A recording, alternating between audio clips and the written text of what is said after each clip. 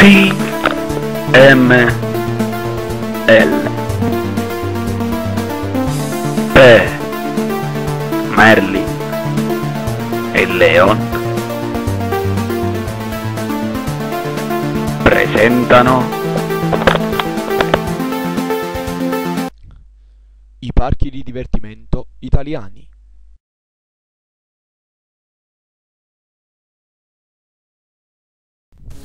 Gli altri paesi fanno tanti tipi.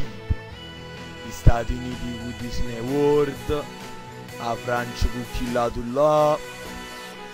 Beh, noi qua in Italia teniamo sti parchi divertimenti di fuoco.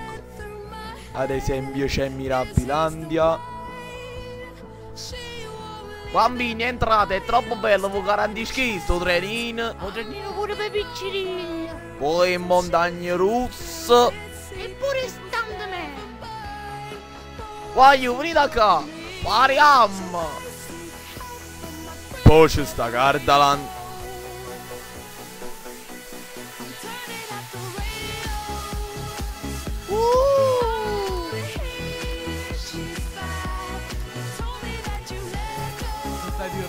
Sì, sì. Gardaland, venite e pariamo a te giorno, aiuto.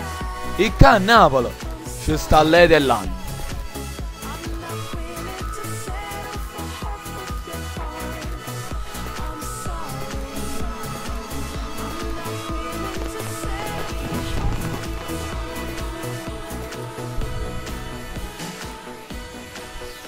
Ci stanno vecchie Americhe, le macchine per piccirillo. Le macchinine, sagliare. Poi ci sta stu piezze trenino. E voi potete spicchiare pure castello e la zattera per i pirati. Azz! Poi ci sta pure la casa dei mostri. Chi là di là tiene una casa dei mostri. E se vi state proprio un bello cazzo, ci stanno addirittura i tronchi. Però accorta non vi fanno, re. E a fianco ci sta addirittura lo zoo. Coppa giraffa, vai, tali. E poi ci stanno l'aucilla. E poi ci sta fino all'elefante che caga tutto parte e non sappiamo come mamma polizza. Ma che volete più? Noi qua in Italia pariamo.